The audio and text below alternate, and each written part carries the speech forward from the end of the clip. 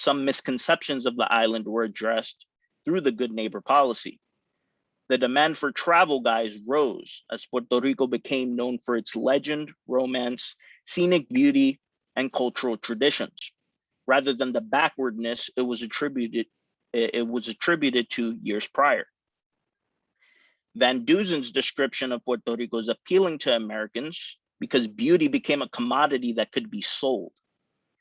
As the island was depicted as a tropical paradise, the image of Puerto Ricans was no longer associated with laziness and backwardness.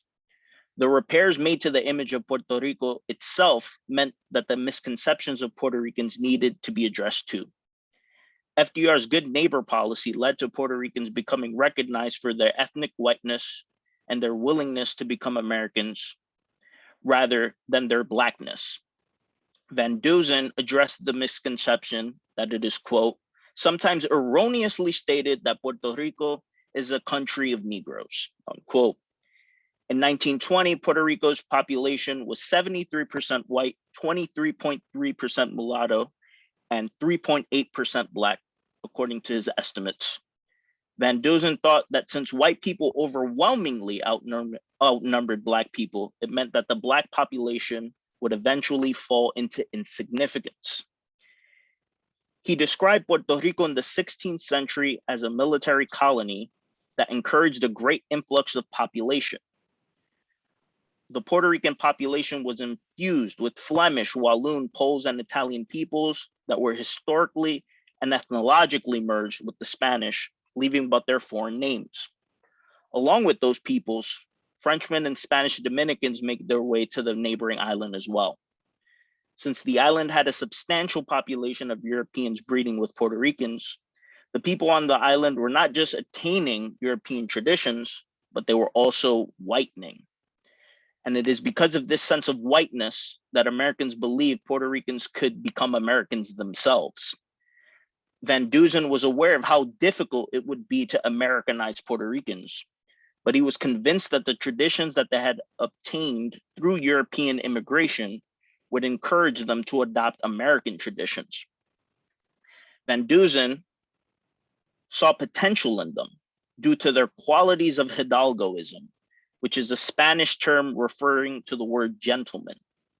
Those qualities consist of honor, gallantry, dignity, and pride.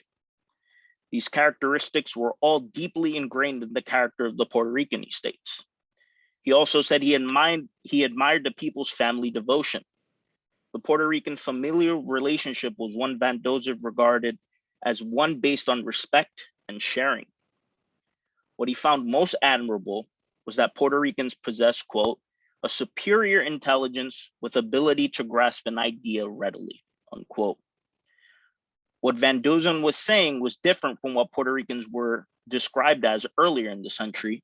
He depicted them as people who were different due to their Latin traditions and cultures, while making it clear that Puerto Ricans could become Americans because of these qualities. The good neighbor policy seemed to have worked for Puerto Rico's image, and what was to come next was a Puerto Rico that was praised during the Cold War. And that had to happen under Operation Bootstrap, which took place between 1947 and 1960. This was a program that transformed the Puerto Rican economy. With the help of the Puerto Rico Industrial Development Company and the US federal government, Operation Bootstrap's projects became known for leading to the increase in manufacturing, export production, and the quality of life of Puerto Ricans.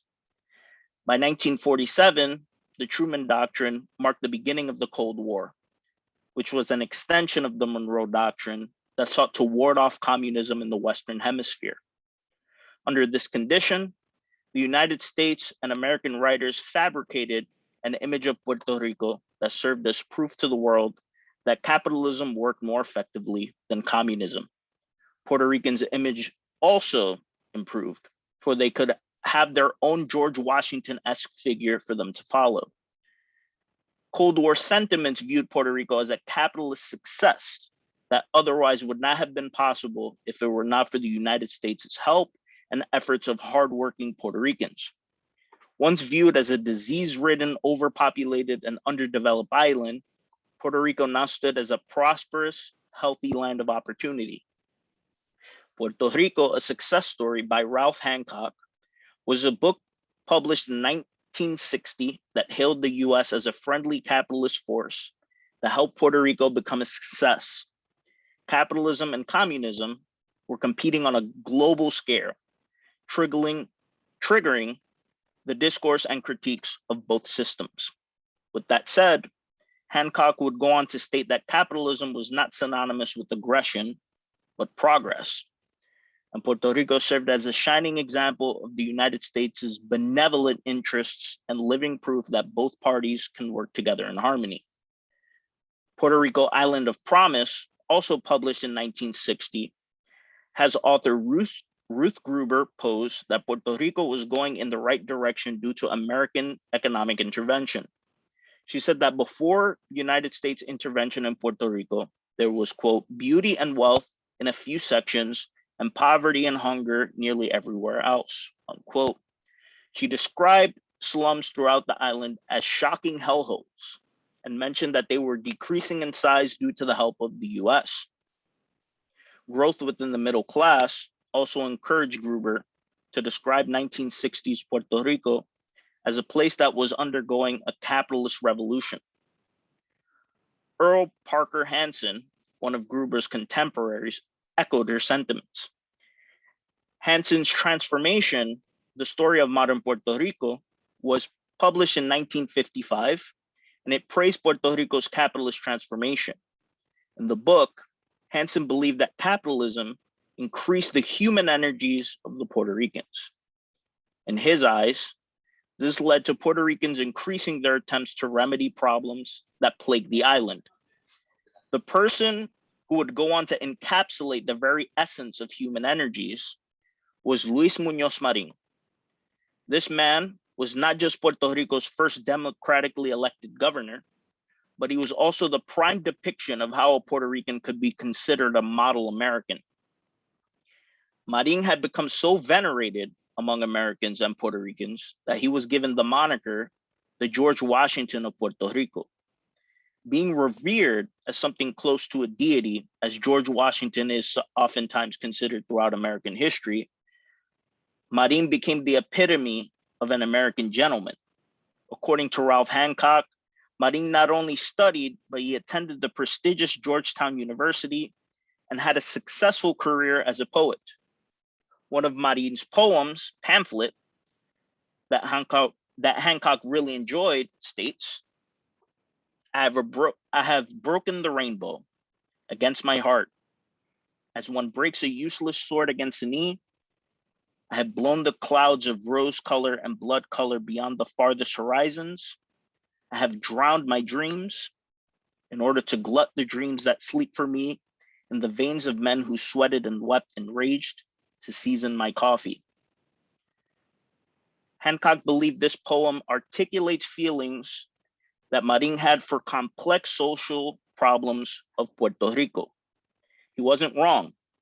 Marin was known for adopting American commercial practices to grow the market of Puerto Rico in the hopes of lessening poverty on the island. Between the 1940s and 1960s, suburbs began to develop, slums were subsisting, highway networks were being paved, and megastores made their way into most old town centers. The capitalist revolution that Americans believed was occurring in Puerto Rico was precisely what the Truman Doctrine tried to achieve in the region. Puerto Rico served as an example for Americans to use to articulate that capitalism was more effective than communism. Puerto Rico and the Puerto Ricans' image improved as a result. And as we saw, this history that the United States and Puerto Rico share began with James Monroe, who became the architect of the United States' imperialism overseas through the Monroe Doctrine. This doctrine became a playbook that subsequent presidents and officials used and strengthened depending on the context. The products of those efforts to strengthen the foreign policy introduced by the Monroe Doctrine affected Puerto Rico. They came in the form of the Roosevelt Corollary, the Good Neighbor Policy, and the Truman Doctrine. American writers were enamored with the world and the place their country played in it. The writing is what allows us to see how the US viewed Puerto Rico and its people across time. Their work and analysis of their work provide us with a blueprint to observe and identify the images of Puerto Rico and its people in any era, whether it's in the past or in the future. And the end.